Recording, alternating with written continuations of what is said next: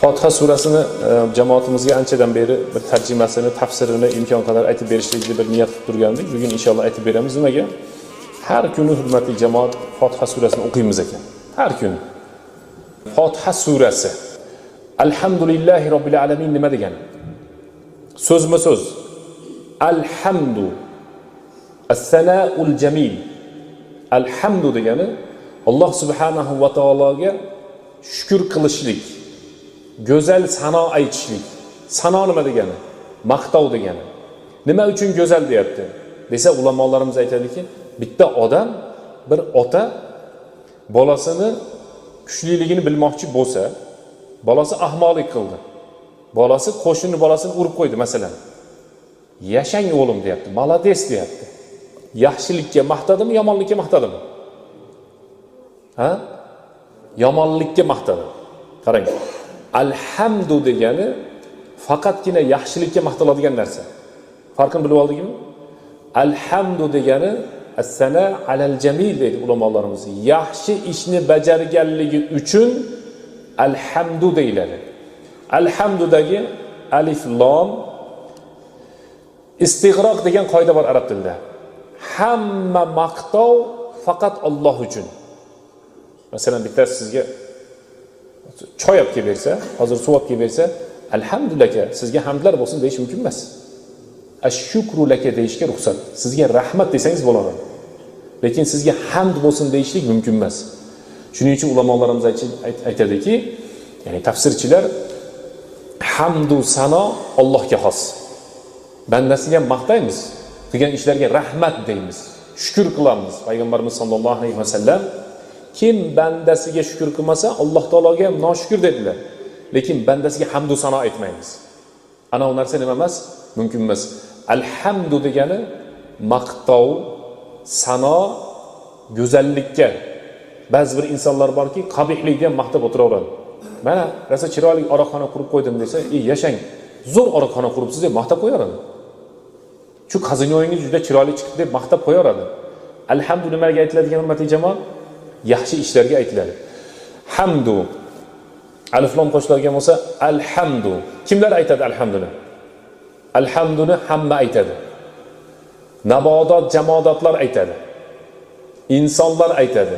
Hayvonlar aytadi va olamni hammasi aytadi. Olamni hammasiga dalil vaqila alhamdulillahi robbil alamin. Alhamdulillahi robbil alamin deb aytildi deyapti Alloh taolo Qur'oni Karimda. Tafsirchilarimiz hamma jamoat borliq narsa Alloh taologa hamd aytdi deb tafsir qilishadi. Alloh subhanahu va taolo o'zi aytadi, o'ziga. Qoida Alloh taolo hamdu sanoni yaxshi ko'radi. Allohni maqtagan bandasini yaxshi ko'radi. Namozdan keyin aytmayapmizmi? 33 marta o'tirib olib, ha? Subhanalloh, pok Parvardigoro, alhamdulillah, alhamdulillah, alhamdulillah, Robbim senga hamdlar bo'lsin, senga hamdlar bo'lsin. Allohu akbar. Alloh buyukdir.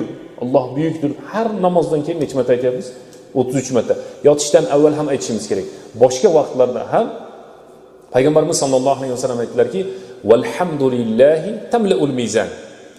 Alhamdulillah desanglar, tarozilar to'ladi dedilar. Qaysi tarozi bu? Qiyomat kunida Alloh taolaning huzuridagi tarozi alhamdulillah deyishlik bilan to'ladi. Al-istidrad deydi, mavzudan tashqari emas, shu mavzuga tegishli masala. Sulaymon alayhissalomga Alloh taolo hamma ne'matni bergan, bilasizlar. Yaxshi ko'rgan otlarini so'yib yuborgandan keyin Alloh taolo unga shamolni bergan. Shunda Alloh taolo bir kuni gaplashadi Sulaymon payg'ambar bilan. Sulaymon ibn Davud bilan. Otasi Davud, o'g'li Sulaymon. Ey Robbim dedi, jinlarni yaxshiligini berding, insonlarga berilmagan boylikni berding, odamni xizmat qildirding, qushlarni menga tilini tushuntirding, shamollarni otlarni o'rniga almashtirib berding. Men yana shunday duo qildimki, hech kimga berilmagan ne'matni menga bergin dedim, shuni ham berding dedi. Insoniyat tarixidan kelajakgacha Sulaymon alayhissalomdagi hech kimga unchalik narsa berilmagan. Boylik, dunyo, til tushunishlik, shamolda uchib yurishlik berilmagan. Shu dedi, bizni tilda aytganda, ey Xudo dedi, qana qilib hamdu sano aytishni bilmayapman senga dedi. Alloh taolo aytdi, ey Sulaymon, Xudoga shukr keltirmaysan dedi. O'zi Allohga shukr deydi doim. Yana bir eslatdi Alloh taolo. Ey Sulaymon dedi, alhamdulillah demaysanmi? Ya'ni Xudoga shukr qilmaysan dedi. Shunda Sulaymon alayhissalom aytdi: "Ey Robbim," dedi, "aqlim yetmay qoldi." Qanday qilib senga hamd va sano aytsammikin, qanday seni maqtasammikin, shunga aqlim yetmay qoldi dedi. Shunda Alloh taolo aytdiki, "Mana endi hamd va sano aytding" dedi. Ha, hurmatli jamoat. Hech kim aytmasdan ekanki, "Men Xudoga shukr qilishni keltirib qo'yapman, o'xshatib qo'yapman. Akang mana Xudoga shukr qilishni mingtadan alhamdulillah aytayapman." Yo'q. Shu darajada bo'lish kerak ekanki, biz Allohga hamd va sano aytib aqlimiz yetmay qolish kerak ekan. Sulaymon alayhissalom aytdi: "Ey Robbim," dedi, "qanday qilib senga hamd va sano aytishga aqlim yetmadi, kuchim yetmadi. Ya'ni senga hamd va sano aytaman desa, men uni ado qila olmayman ekan" deyapti. Nihoyasiga yeta olmayman ekan. Seni bergan ne'matlaringga men alhamdulillah deb men uni tugata olmayman. Va in ta'uddu ni'matallohi la tuhsuha. Allohning ne'matini sanab tugata olmaysiz degan. Qanday qilib hamd va sano aytay, bir bundan ham oshiqcha yo'li bo'lsa o'rgatgin dedi. Alloh taolo aytdi: "Endi tushunding ey Sulaymon" dedi. Demak biz jamoatga aytamiz, hurmatli jamoat. Alloh taologa hamd va sano aytib, Allohning bizga bergan ne'matlarini ado qila olamizmi, yo'qmi? Hech qachon qila olmaymiz. Shuni tushunsak, hamd va sanoni tushungan bo'lamiz. Bitta odam ozgina ilm olib, "Men ilmni tushundim" demasin. Ilmni tushundim degan kuni ilmsiz hisoblanadi. Bitta odam ozgina puli ko'payib qolib, "Men boyib qoldim" demasin. Boyligim bor ekan degan kuni sinib ketadi. Va yana xuddi shunday. Bitta usta bir narsani chiroyli qilib qo'yib, "Men ustaman" demasin. Xudo shuni kallangni ishlatib qo'yibdi. Alloh taolo aql beribdi senga. Bo'lmasam qayerda bilasan? Ana payg'ambarimiz sollallohu alayhi vasallam hadisda aytdilarki, alhamdulillah sharhlayapmiz. Payg'ambarimiz sollallohu alayhi vasallam hadisda aytdilarki, azan aytilib bo'lishi bilan vasalu liyal wasilata, menga bir vasila so'raylar. Maqomi Mahmuddan turib Alloh taolo menga shunday hamd va sano eshigini ochadi, uni hozir ayta olmayman dedilar. O'sha qiyomat kunida hamd va sanoni aytaman, so'ngra Alloh taolo sal tu'ta vashfa tushaffa, so'rasang berilasan, shafaat qil, shafaatingga odamlar ilashadi, ergashadi, ya'ni sening shafaating bilan jannatga kiradi deyiladi. So'ngra sizlar shafaat qilaman. Sizlar menga duo qilib maqomi Mahmudni so'rab beringlar degan nima bor? Hadis bor. Nima qiladi shu yerda desa, qarang, biz aytdik. Alloh taolo hamd va sanoni yaxshi ko'radi. O'sha kuni payg'ambarimiz Alloh taologa shunday hamd va sano aytadiki, Alloh taolo mayli bizlar demay qaraylik. Alloh taolo madnasiga, ya'ni Muhammad alayhisalomga shafaat qil. So'ra deydi. Qachon desa, qachonki hamd va sanoni ko'paytirganlardan so'ng. Alhamdu lillahi. Lillah alif qo'shilsa Alloh bo'ladi. Lafzi jalola, buyuklik lafzi. Inson dinga la ilaha illalloh demaguncha kirmaydi. La ilaha illalloh desa inson musulmon bo'ladi. Yaxshilikka buyuruvchi va yomonlikdan qaytaruvchi va har bir narsaga qodir bo'lgan zotni ba'zi bir ulamolarimiz ismi azam deyishgan. Alloh taoloning shunday bir ismi bor. Payg'ambarimiz sollallohu alayhi vasallam hadisda aytdilarki, Alloh taoloning shunday bir ismi bor. Agar shu ismini duoni ichiga qo'yib aytadigan bo'lsangiz, Alloh taolo duolaringizni ijobat qiladi desa, ba'zi ulamolarimiz Alloh degan ismi shu ismi azam deydi. Ba'zilar aytadiki, nima uchun inson la ilaha illalloh desagina dinga kiradi desa, Alloh taoloning hamma ismlari, sifatlari Alloh degan ismda nima qilingan? Jamlangan. Alhamdulillahi Robb. Robbun degani, hurmatli jamoat, egasi degani. Masalan, men bu telefonda egasiman desa, men shu telefonda Robbiman deyishga bo'ladi. Men shu kiyimda egasiman desa, egasi degan ma'noda bo'ladi. Bizniki doim noqis bo'ladi, Alloh taoloniki doim to'liq bo'ladi. Nimaga desa, masalan, men bu telefonda hozir egasiman. Men o'lib qolsam, bu telefon boshqasiniki bo'lib qoladi. Kiyimda hozir men egasiman. Sotib olmaguncha meniki emas edi. Men kiygim kelmasa yana boshqasiniki bo'lib qolaveradi. Hadiya qilib olsam meniki emas bo'lib qoladi. Lekin Alloh taoloning mulki qanday desa, bizning mulklarimiz nisbiy, Alloh taoloniki esa haqiqiy. Yer yuzidagi barcha narsa, osmonlar, koinotlar, nabotat, jamoat, biz bilmagan hamma narsa Alloh taoloniki, bizniki esa ba'zi bir qismi, milliard, trilliard qancha bilmaymiz, ba'zi bir qismi. O'sha qismiyle bizniki bo'lib hisoblanadi. U ham qanday desa, u ham muvaqqat, vaqtinchalik. Ertaga boshqasiga nima qilib beriladi? Olib beriladi. Alloh taolo yaratguvchi, Alloh taolo mana shu dunyoni boshqaradi va Alloh subhanahu va taolo egasi. Al-alamin. Alamin degani hurmatli jamoat, eshitganmisizlar, 18 ming olamni yaratgan Alloh osmonni qo'yibdi, Alloh degan bir she'r bo'lardi. Oldin. Olam nima degani hurmatli jamoat? Bir savol beraylikchi. Olam nima degani? 18 ming olam nima degani? Olam degani Alloh taolodan boshqa hamma narsa olam deyiladi. Nima deyiladi hurmatli jamoat? Allohdan fima sivalloh al-alam. Alloh taolo olamga kirmaydi. Alloh taolo olamdan buyuk. Eng ulug'i Alloh taolo. Bir kishiga aytdiki, payg'ambarimiz sollallohu alayhi vasallam, hech kim yo'q joyda dedi. Hech kim yo'q joyda dedi. La ilaha illalloh desang jannatga kirasan dedi. Uni qarang. Ma'nosi nima? Alloh taolodan o'zga iloh yo'q. Hech kim yo'q joyda. Nimaga? Desa aytadiki ulamolarimiz, va iza qila lahum la ilaha illalloh yastakbirun. Agar ularga la ilaha illalloh deb aytinglar desak, kibr qiladi. Musulmonchi yo'q, huzur qiladi, halovat qiladi. La ilaha illalloh kalimasini ma'nosini tushunib, o'zini aytib mazza qiladi musulmon. Shuning uchun aytadiki, va iza qila ularga la ilaha illalloh denglar desa, fa izahum ular nima qilasiz? Kibr qilayotganini ko'rasiz. Lekin musulmon insonchi la ilaha illalloh zikrlarni qanchasini aytamiz birodarlar? Mana shularning ichidagi eng buyugi, eng ulug'i, eng afzali la ilaha illalloh. Jannatga kirgizib yuboradigan, do'zaxdan qutqarib yuboradigan la ilaha illalloh. Hamma gunohni qilib borganda ham hadisul bitoqa. Bitoqa degani mana shu. Shunday narsa tursa, shuni bitoqa deydi. Vizitka degan ma'no. Alloh taolo aytadi, solih amallarni ko'ringlar, yo'q ekan. Namozni qaranglar, yo'q ekan. Ro'zasini qaranglar, yo'q ekan. Ibodat, ihsonni qaranglar, yo'q. Do'zaxda kuyayotgan odam haqida gap ketyapti. Hisob kitob bo'lganda emas, u hisobdan o'ta olmadi, tushib ketdi u do'zaxga. Nauzubillah, Alloh saqlasin. Nimasi bor ekan desa, bir farishta bitoqa topib keldim deydi. Nima deb yozib qo'yibdi deb Alloh taolo so'rasa, la ilaha illalloh deb shu odam tirikligida aytgan ekan deydi. La ilaha illalloh degan va amal qilgan. Desa, Alloh subhanahu va taolo qani shuni ham taroziga qo'yinglar. La ilaha illalloh hamma narsadan og'irdi. Hamma narsadan og'ir. Hammasini nima qilib qo'yadi? Yengib qo'yadi. Ana yana shu bugun e'tiqodiy masalalarni ko'p beryapsizlar. Buni ikkinchi qo'shimchasi mezon. Mezon ham aqidaviy masalalar bilasizlar. Mezon, hisob, farishta, qiyomat hammasi e'tiqod bobidan bular. Tarozda nima tortiladi? Tarozda nima tortiladi? Amallar. O'sha tarozi qanaqa? Shakli, ko'rinishi. Ha? Biladi, hadisda kelgan u. Siz aytganingiz to'g'ri, lekin hadisda kelgan joyi bor. Hadisda aytayaptiki, payg'ambarimiz, o'sha aytayapti. Ikkita pallasi bor. Tarozi nimasi bor? Ikkita pallasi bor. Lekin mana shu ikkala palla biz bu tarafga bitta telefonni, bu tarafga bitta tuxumni qo'yib qo'ysak, o'lchaydigan palla emas-da u. U qanday ishlaydi, uni Alloh taolo o'zi biladi, faqatgina. Uni qanday ishlashini. Mana shu bitoqa shuda endi hozir ko'rsatgan qog'ozchamiz o'sha bitoqani qo'ysa deyapti. Buni qilib kelgan gunohlarning hammasini pastga tushirib, fatashatu sijillat degan.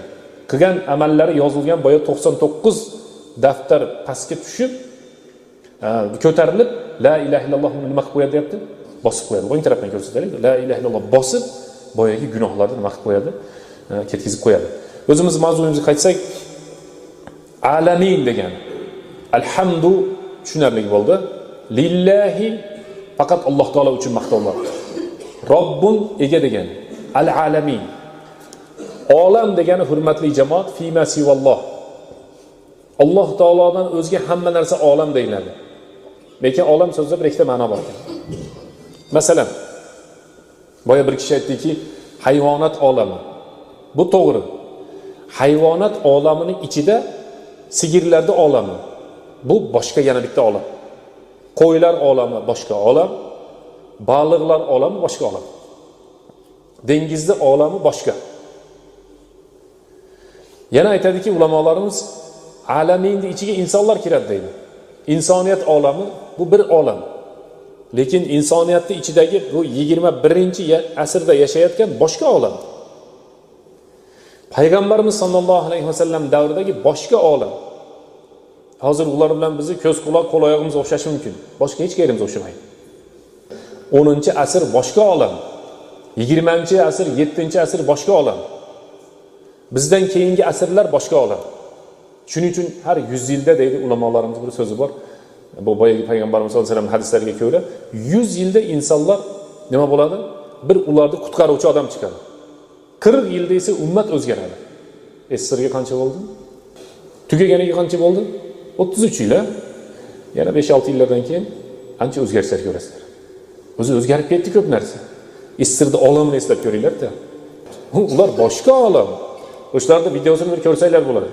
Kiyimlari boshqa, gaplari boshqa, qiliqlari boshqa, dasturxonlari boshqa, tushunchalari boshqa. Yaqindagi odamlar 30 yilda narigi tarafdagi odamlar. Shuni ikkalasini ko'rib qo'ygan odamlarimiz desa, u paytda boshqa olamda edi, hozir boshqa olamda. Xuddi sahobalarni jahiliyatda yashab, keyin Abu Bakr, Umar, Usmon, Ali bo'lib ketganga o'xshayaptilar hozir. Shunaqsa bo'ladimi? Bo'ladi. Payg'ambarimiz sollallohu alayhi vasallam sen dinga kirganingda hamma gunohing qolib ketdi narigi tarafda. Faqat qaytarib qilib qo'yma dedilar-da. Al-alamin degani har bir zamon, har bir makon, har bir ummat, har bir hayvonot, jamoat, nabotatlarni o'zlarini nima deymiz ekan? Olam. Qisqa qoidasi nima ekan? Fima sivalloh. Allohdan o'zga har bir narsa nima deyiladi? Olam deyiladi. Biz o'sha olamlarning ichini qidirib, nimaligini tushunib yurishligimiz shart emas. O'zimizni olamimizni obod qilamiz, ertaga oxirat degan va qiyomat degan narsaga tayyor turishligimiz uchun. Ummat ham degan ma'nosi bor. Alhamdulillahi robbil alamin. Keyingisi Ar-Rahman Ar-Rahman Ar-Rahim, Ar-Rahmanir Rahim. Qoida tajvid ilmi Fotiha surasida deyarli yo'q. Va Fotiha surasida 3 ta xato qilgan odam namoz bo'lmay qoladi. Qaysi inson Fotiha surasida 3 ta ma'noni buzuvchi imomning orqasida namoz o'qisa, boshqatdan o'qisin. Tushunarlimi? Oldin har xil qilib o'qib qo'yishardi-da.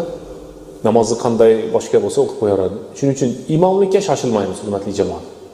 Fotiha surasida 3 ta ma'no buzuvchi xato bo'lsa namoz bo'lmaydi. Bizning mazhabda aytyapmiz. Boshqalarda undan ham qattiqroq. Yoki sizni oldingizga o'tgan imom Fotiha surasidagi 3 ta ma'nosi buziladigan darajada siz shuni bilsangiz, bo'ldi, sizni namozni boshqa o'qishingiz kerak bo'ladi. Bu namoz qimmat narsa. Bishkek aeroportda o'tirsak, namoz vaqti bo'ldi, 3 tasi bor ekan, men ham 4-inchisi. Bittasi takbir aytib, bittasi imomchilikka o'tdi. O'sha gapda endi u Tavrotdan o'qidimmi, Injildan o'qidimmi, u Qur'ondan o'qidimmi, aqlim yetmadi. She'r o'qib qo'ydim yo birinchi rakatga. Ular chiqib ketdi. Men o'zim namozni boshqatdan o'qidim. Namoz muhim narsa-da, birodarlar. Tajvid bilan o'qish kerak. Lekin biz aytyapmizki, yaxshiyamki Fotiha surasida tajvid deyarli yo'q. Harflarni chiqadigan joyini olsangiz, ihfo, idg'om, iqlob, palonchi, pistonchilar juda bo'lsa ham o'ta kam. Alhamdulillahi robbil alamin. Qanaqa tajvid qoidasi bor bu yerda? Harflar mahraj bor xolos. Izhor bor ekan, ihfo bor ekan, idg'om bor ekan, yo'qda. Ar-Rahmanir Rahim. Qani tajvid qoidasi? Ar-Rahman, Ar-Rahim. Xuddi shuni singari. Maliki yawmiddin. Harflarni joyiga berasiz, tamom, bu yerda tajvid qoidasi yo'q. Biz yetib kelganimiz qaysi bo'ldi? Ar-Rahman, Ar-Rahim. Fa'lan, fa'il degan bobga tushadi arab tilida. Fa'lan, Ar-Rahman. G'azban, atshan degan so'zlarga o'xshash. Ma'nosi g'azabi chiqib turgan odamni g'azban deydi. Chanqab turgan odamni atshan deydi. Rahmati kelib turgan Alloh taoloniki bo'lsa, insonniki bo'lsa, Ar-Rahman deydi. Arab tilida shunday qilib vazn degan qoida bor. Ulamolarimiz o'rtasida ixtilof bor. Alloh taoloning Ar-Rahman degan sifati ulug'roqmi yoki Ar-Rahim degan sifati ulug'roqmi? Savol beraylikchi, qaysi biri? Qaysi kuchliroq? Ar-Rahman, Ar-Rahim. Bu qarang. Bismillahirrohmanirrohim da ham shu. Alhamdulillahi robbil alamin. Ar-Rahmanir Rohim da ham shu. Ar-Rahman kuchliroqmi? Ar-Rahimmi? Ha? Ar-Rahman, Ar-Rahim hurmatli jamoat. Ana ulamolar ixtiloflashdi. Sizlarga o'xshab. Ulamolar ham ixtilof qilgan ekan. Bizning jamoatimiz ham ulamo bo'lib ketmasa ham ixtiloflashyapmiz. Ixtilof shu yerdan chiqqan.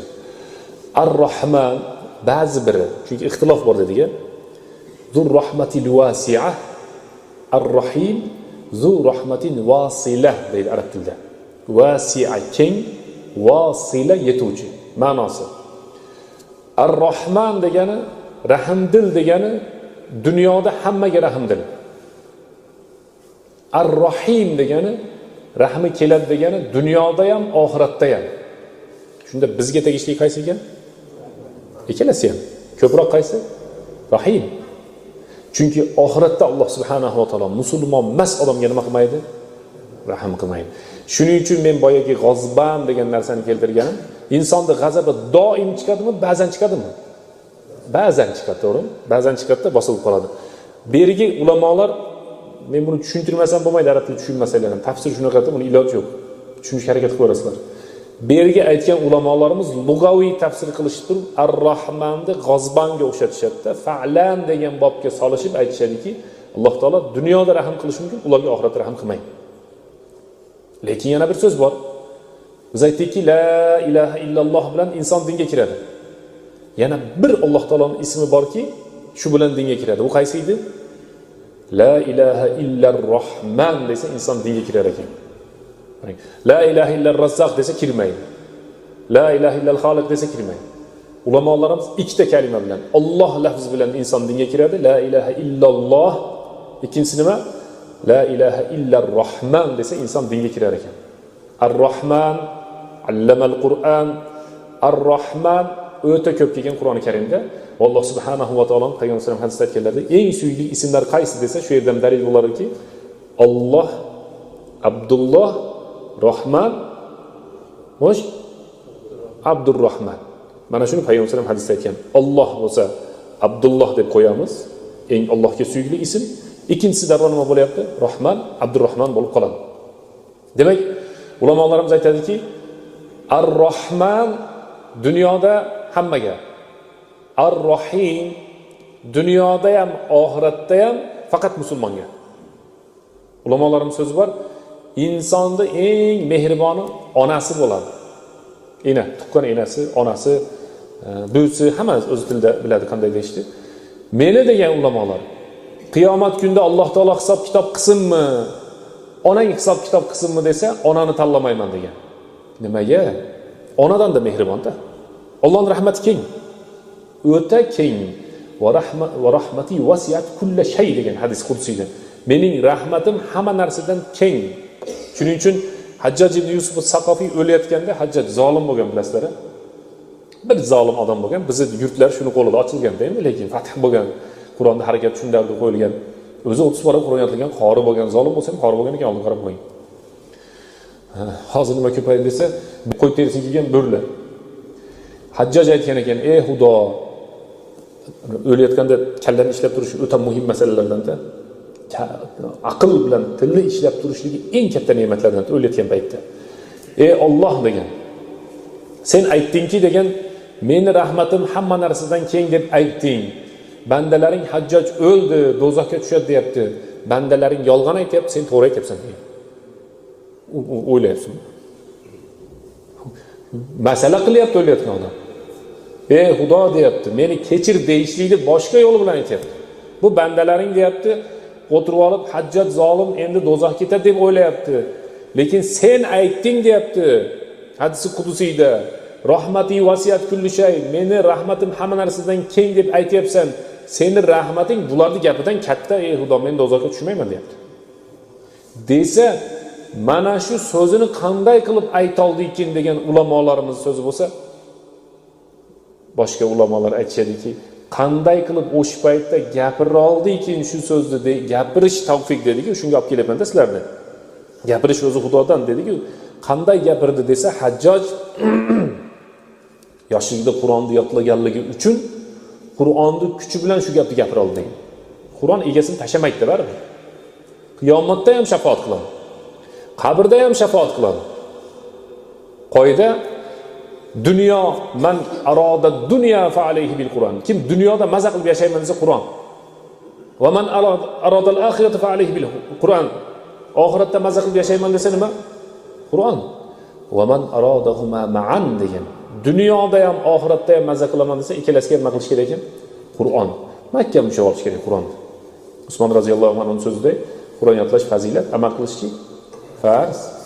Aytdikki hadisda payg'ambarimiz sollallohu alayhi vasallam Alloh taolo bir rahmati bilan dunyo yaralib, insonni birinchi kunidan to oxirgi inson o'tguncha bo'lgan insonlar, mahluqotlar, hayvonlar hammasiga shu bitta rahmat yetyapti dedilar.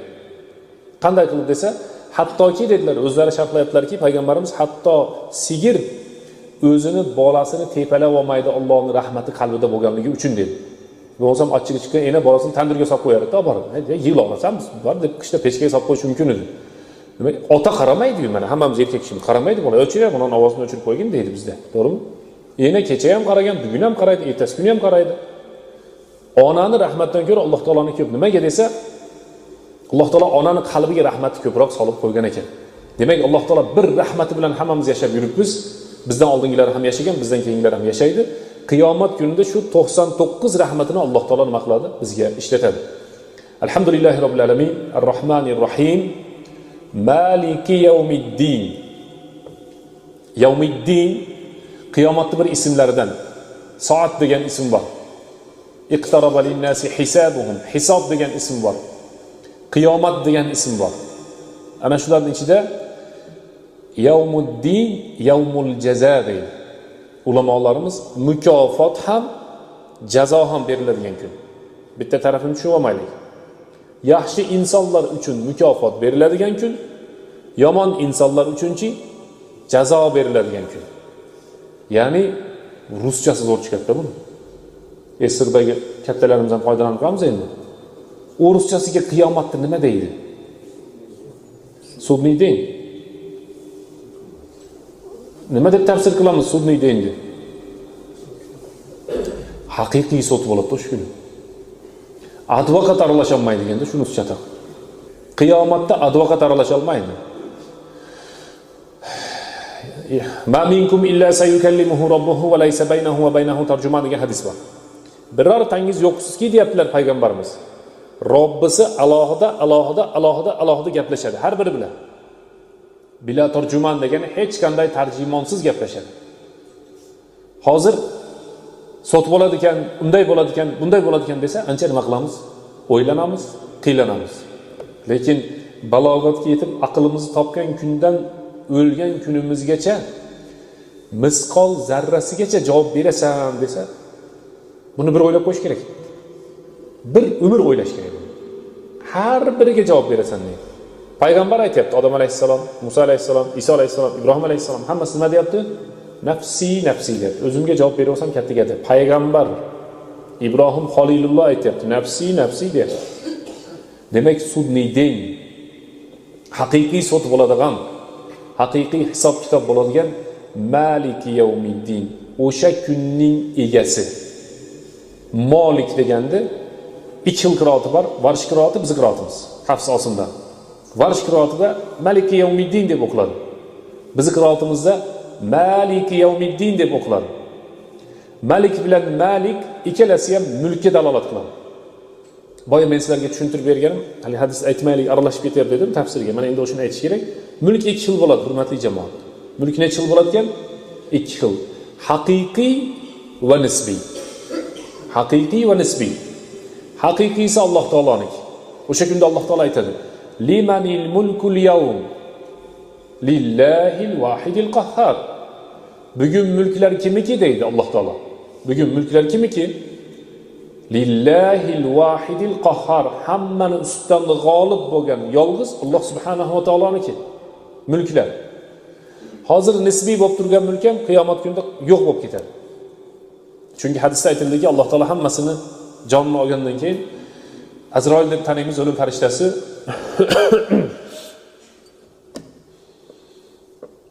o'zingni joningni o'zing ol deydi Alloh taolo. O'lim farishtasiga sen deydi, o'zingni joningni o'zing ol deydi. Jon berishlik shunchalik ham qiyin ekan ya Alloh deydi. Va uni ham joni chiqadi. Sukunat, hech narsa yo'q. Hammasi jim. Alloh taolo limanil mulkul yawm deydi. Mulklar kimniki? Al-yawm. Bugun mulklar kimniki? Oldin ham Alloh taoloniki edi. Ba'zi bir odamlarga nisbatan berib turdi, nisbiy qilib. O'ziniki emas. Lillahil wahidil qahhar, qahhar bo'lgan. Ya'ni g'olib bo'lgan. yolg'iz bo'lgan Alloh subhanahu va taoloniki degan nima qiladi?